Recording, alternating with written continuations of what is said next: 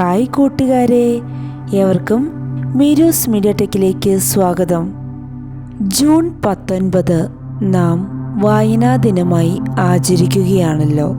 വായനയുടെ പ്രാധാന്യം ഓർമ്മപ്പെടുത്താനും വായനാശീലം വളർത്താനുമാണ് വായനാ ദിനം ആചരിച്ചു വരുന്നത്. ഈ അവസരത്തിൽ വായനയുടെ മഹത്വം വെളിപ്പെടുത്തുന്ന ഏതാനും ചില മഹത് വചനങ്ങളാണ് നിങ്ങളുമായി പങ്കുവയ്ക്കുന്നത്. ഏവർക്കും ഒരിക്കൽ കൂടി വീഡിയോയിലേക്ക് സ്വാഗതം. വായിച്ചു വളരുക, ചിന്തിച്ച് വിവേകം നേടുക. PN പണിക്കർ. ലോകത്തിൻ്റെ വെളിച്ചമാണ് പുസ്തകങ്ങൾ. വായന കൊണ്ട് അതിനെ ജ്വലിപ്പിക്കുക. ഗാന്ധിജി.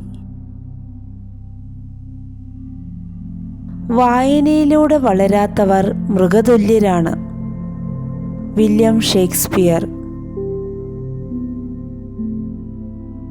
ചില പുസ്തകങ്ങൾ സ്വാദ് നോക്കേണ്ടവയാണ്, ചിലത് വെറുതെ വിഴുങ്ങേണ്ടവയും, ചിലതോ ചവച്ചരച്ച് ദഹിപ്പിക്കേണ്ടവയും.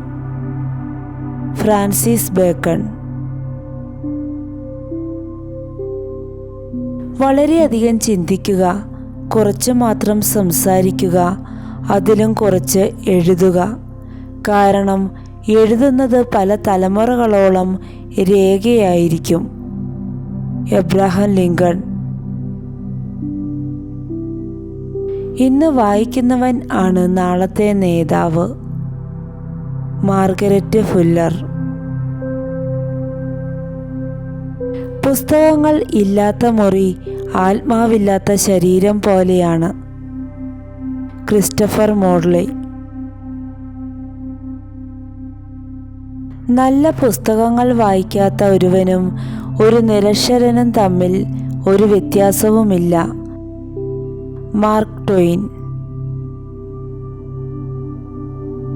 വായിച്ചാലും വളരും, വായിച്ചില്ലെങ്കിലും വളരും. വായിച്ചാൽ വിളയും, വായിച്ചില്ലെങ്കിൽ വളയും. കുഞ്ഞുണ്ണി മാഷ്. പുസ്തകങ്ങൾ തടവിലാക്കപ്പെട്ട ആത്മാക്കളാണ്.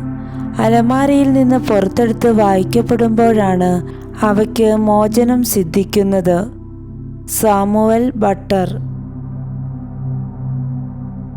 ശരീരത്തിന് വ്യായാമം പോലെയാണ് മനസ്സിന് വായന. Joseph Addison.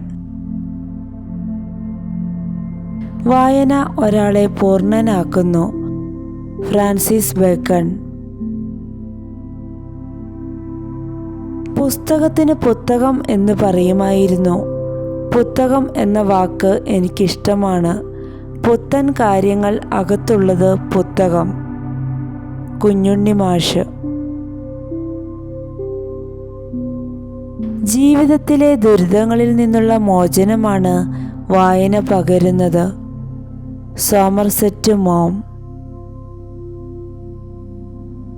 ശരീരത്തിന് വ്യായാമം എങ്ങനെയോ അതുപോലെയാണ് വായന മനസ്സിന്. Richard steel.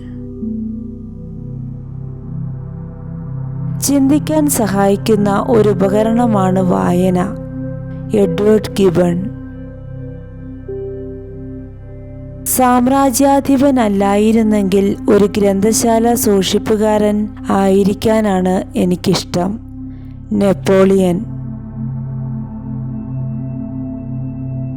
പുസ്തകങ്ങൾ പൂർണ്ണ മനുഷ്യനെ സൃഷ്ടിക്കുന്നു. William Shakespeare. പുസ്തകം കത്തിക്കുന്നതിനേക്കാൾ മാരകമായ കുറ്റകൃത്യങ്ങൾ ഉണ്ട്. ഈ ഭൂമിയിൽ അവയിൽ ഒന്ന് പുസ്തകം വായിക്കാതിരിക്കുക എന്നതാണ്. ബ്രാഡ്ബറി. വായിക്കുന്നവൻ മരിക്കുന്നതിന് മുൻപ് 1000 ജീവിതങ്ങൾ അനുഭവിക്കുന്നു. വായിക്കാത്തവൻ ഒന്നു മാത്രം. George R.R. മാർട്ടിൻ.